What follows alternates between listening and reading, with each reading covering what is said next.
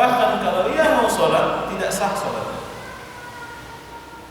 Orang yang sengaja meninggalkan sholat tanpa udzur syar'i, meskipun ia melaksanakan sholat itu, tetap tidak sah sholatnya. Tidak bisa ia menggantinya, tidak ada qada pada sholat tersebut. Kenapa? Karena sholat sudah ditentukan waktunya. Sejak waktu awal dan waktu akhir sholatnya. Demikian halnya juga orang tidak bisa melaksanakan sholat sebelum masuk waktunya. Begitu juga tidak bisa mengerjakannya kalau sudah keluar dari waktunya, kecuali dengan alasan-alasan yang tadi. Ada udzur syar'i.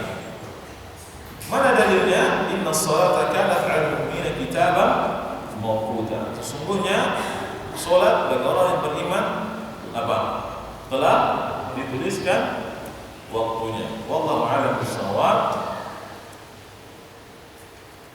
5 menit waktu untuk jawab. Tafadhal. Sabar. Tadi pertanyaannya bagaimana kalau orang yang pingsan, itu kan tidak sadar juga, tidak punya sholat, tidak sadar, kalau sholat juga. Nah, orang yang pingsan ketika tersadar dia mengerjakan sholatnya. Nah,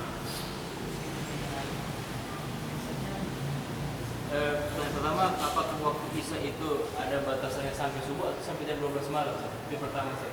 Yang kedua, apakah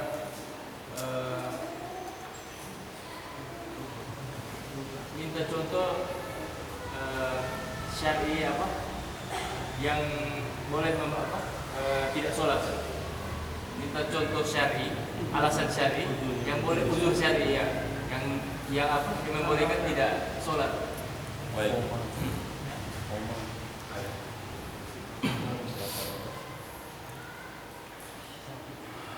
Waktu Isya sampai dengan pertengahan malam. Nah, lalu mana contoh udzur syar'i? Suatu ketika sahabat bersama Rasulullah bersama para sahabat ketika itu sibuk berperang, sehingga melalaikan mereka dari waktu sholat asar sampai sudah masuk waktu maghrib. Lalu sahabat ini berkata kepada Rasulullah SAW, sungguh orang-orang ini telah melalaikanku dari sholatku. Kata Rasulullah SAW, aku juga demikian. Sebab aku juga belum mengerjakan sholat, maka mereka pun sholat bersama. Jelas ada udzur syar'i. Nah, tergantung, jangan ciptakan sendiri udzurnya. Sengaja ciptakan udzurnya. Enggak bisa. Ya, udzurnya memang ada dengan sendirinya. Wallahu a'lam bishawab. Terkait dengan sunnah untuk mengakhirkan sholat isya, apakah ini hanya berlaku untuk perempuan? Karena yang kita bahas adalah fikih nisa. Terkait hal tersebut dengan keutamaan sholat berjamaah di awal waktu. Baik, pertanyaannya apakah mengakhirkan waktu itu berlaku untuk perempuan? Dan yang kita bahas diambil dari kitab fikih nisa. Tidak ya ikhwan. Namanya syariat dia berlaku kepada laki-laki dan perempuan. Namanya syariat berlaku kepada laki-laki dan perempuan secara hukum awalnya, kecuali ada taksis, ada perincian kekhususan bahwa ini berlaku untuk perempuan dan ini berlaku untuk laki-laki. Jelas? Nah, adapun bagaimana dengan awal waktu? Iya, awal waktu untuk sholat-sholat yang lainnya disunahkan. Akan tetapi untuk sholat isya disunahkan mengakhirkan waktunya. Kalau tidak memberatkan. Kalau memberatkan berarti hilang sunnahnya. Kalau tidak memberatkan berarti dapat sunnahnya. Kalau memberatkan berarti hilang sunnahnya. Jadi bagaimana? Jadi kembali kepada aturan kebiasaan kita melaksanakan sholat isya. Ketika hilang memberatkannya, maka tetap mendapatkan pahala dari sholat berjamaahnya itu. Nah, wallahu a'lam bishawab.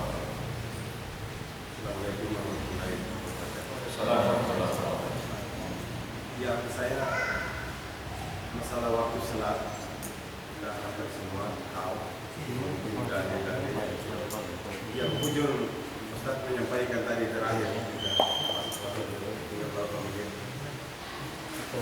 ada satu masalah di kalangan kita, di kalangan ya jangankan orang lain, mungkin diri saya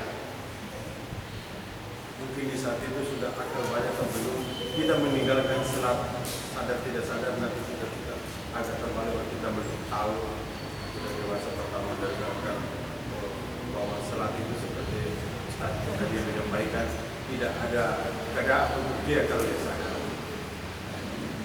Contohnya, apakah kita tahu mendengarkan sudah ketika sudah seperti kita usia seperti ini kita sadar bahwa salat tidak bisa, apa sudah tidak bisa melaksanakan salat lagi, atau kita sadar di masa-masa lampau kita lalai di waktu 5 waktu ini, apa itu maghrib, apa itu isya, ya, apa itu subuh, apa itu doa dan asar. Ya, apa jadi tidak ada pertanyaannya lagi untuk bagi kita. Dulu tidak. Terima kasih pertanyaannya Pak Haji. Pertanyaannya tadi, bagaimana jika dulu memang tidak sholat, dan baru sadar hari ini, atau sholat saat ini meninggalkan kadang sholat tapi ada yang kadang tidak rutin kan?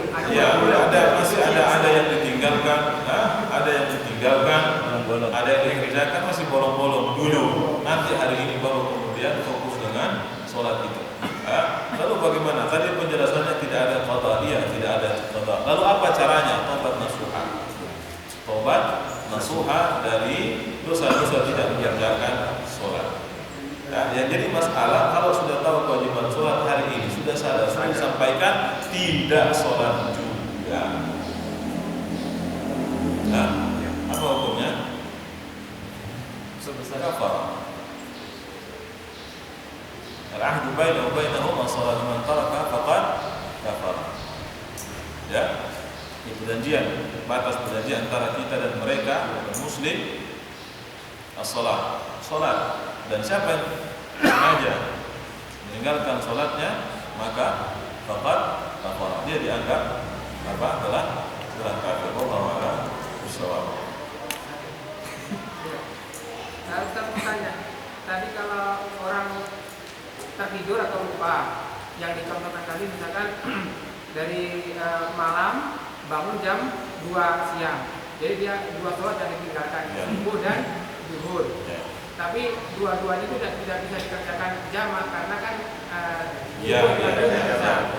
Cuma ini misalkan seandainya orang tidur waktu habis sholat asar, kok bangun-bangun sudah subuh misalkan, subuh. Semua sholat yang dikerjakan. Ya, kemudian itu yang maghrib sama isya boleh dijamak tidak? Tidak bisa dijamak. Semua dikerjakan dengan selang-selang waktu. Nah, terakhir, bagaimana jika orang yang sholat sudah mendekati waktu sholat? Bagaimana dengan sholat yang sudah mendekati waktu sholat selanjutnya? Misalnya sholat zuhur yang tidak lama lagi waktu asar. Ketika sholat zuhur tiba-tiba sholat asar, apakah sholat dan sudah diberhentikan? Tidak diberhentikan, dilanjutkan. Kenapa? Karena tadi sholat masih waktu akhir daripada sholat zuhur. Kalau dia mendapati 1 rakaat untuk sholat zuhurnya, sisanya itu sudah masuk sholat asar, tetap dia telah mendapatkan sholat zuhur tersebut. Jelas? Tidak diberhentikan, tapi tetap dilanjutkan. Cukup